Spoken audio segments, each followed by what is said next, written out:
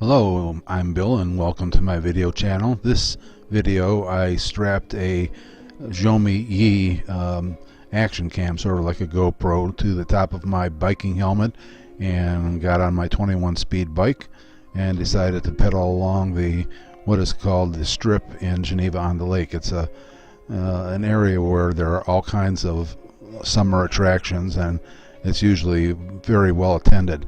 First thing we're going to come up here is the Adventure Zone. I did a shoot on this last year for their 20th anniversary, so if you want to see an aerial view of this park shot with my Phantom 3 Advanced, look back in my video list and you'll see it. On the right hand side you see a tower there. That's part of their zip line that runs, I can't remember now, it's over 1,000 feet, but it's quite interesting. This road that we're on is Route 531.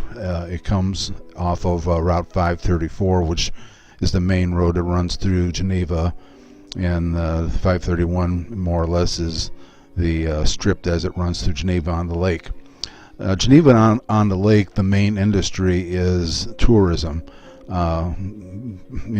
People have been coming here since the 50s and 60s just to take advantage of the things that are available and the nice weather and the lake and so on. There are still plenty of residential homes, but many of the homes have set aside rooms inside them to rent out, and then there's all kinds of rentals. Small rentals you can rent for a day or 3 days or a week or whatever is your choice, but there's all kinds of rooms available at very reasonable prices even during the peak of the tourism season. Here on the right hand side you see the big letters GoTL, Geneva-On-The-Lake, and that's a park that has tennis courts and basketball courts and some playground items like that. There's the Geneva Information Center, Geneva-On-The-Lake Information Center, that we're passing by right now, and so we can continue to see there's some traffic, but this bike ride is taking place 10:30 in the morning, so it's really before too much of a crowd gets out here, and usually there's a lot of people walking around on either side of the street.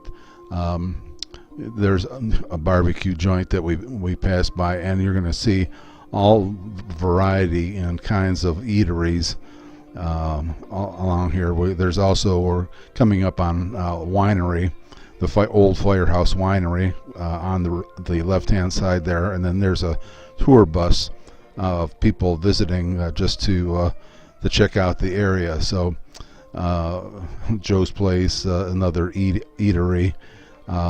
And as I said, this is a little bit early for big crowds to be out walking around, but normally there's people walking up and down the streets on both sides as you make your way through here. There's also a lot of, here's that Fascination, which is that game where you roll balls or something like that. It's been a while since I played that, but they do have quite a few arcades where they have gaming of one sort or another. Here's a miniature golf place, and then they actually have a full golf course further back down the road on that side. Another arcade on the left hand side, and as I said, just about every kind of eatery that you can think of, from gyros to pizza to donuts. Here's Madsen Donuts. Donuts. Every time I just have to keep on pedaling when I go past there, so I don't stop. The local country radio station has a spot there, and there's plenty of open air eateries. Some of them, as I said, haven't quite opened up. Some of them don't open until like 11 or 11:30. But you can see that this whole strip here is set up for just for having a good time. And on the right hand side are a lot of places for you to stay, different kinds of venues for you to stop. Here we're coming up on one of the favorite places to stop and eat. It's Eddie's Grill.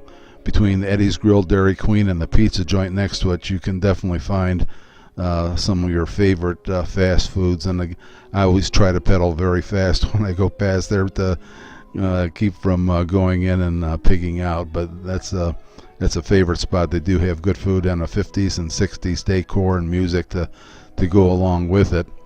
We're continuing here to drive along, and again you'll see a variety of different there's bars, or I guess you could call them cafes, whatever, on either side, and different eaters. Here's sweet shop, or it's a pucker up candy shop actually, and the Cove. It's kind of infamous. They had like a big bar fight in there back in the 50s that even made it to the local newspapers.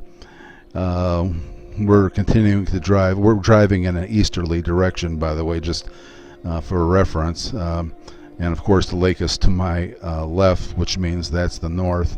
The log cabin inn is another cafe or bar.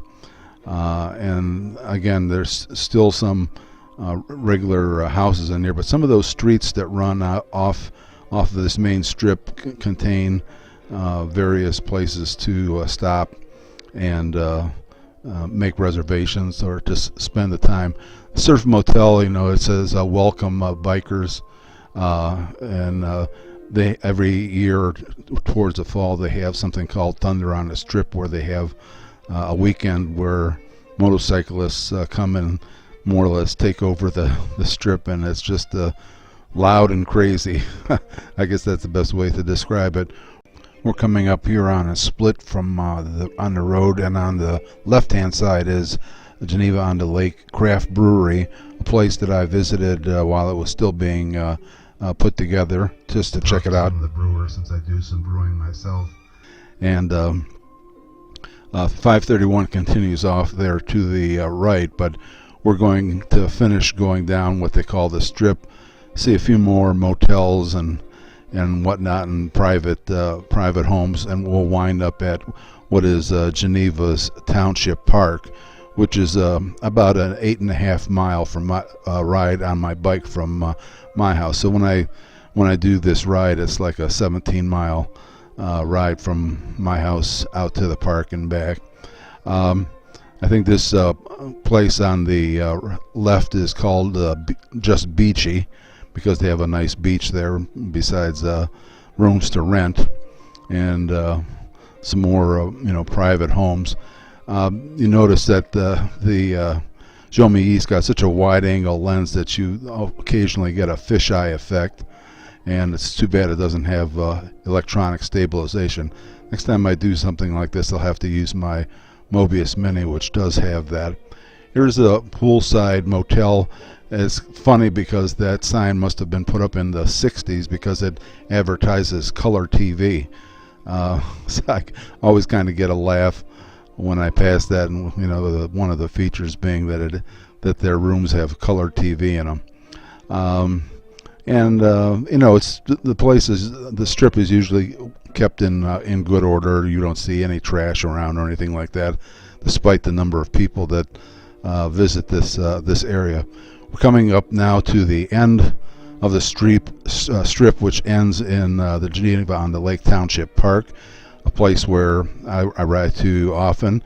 And on this particular day, there was 30-mile-an-hour winds that I was facing as I was driving in this easterly direction. The winds were out of the northeast, and the lake was very, very rough. You can see the white caps out on the lake. The lake was just really roaring, and I turned off the sound on the YI, so the wind and the noise from the lake wouldn't overdo the sound of my narration or anything. But we're going to try. You can see the fisheye effect of the 170-degree lens of the YI, but again, you can see how much the wind is blowing and how rough the lake is.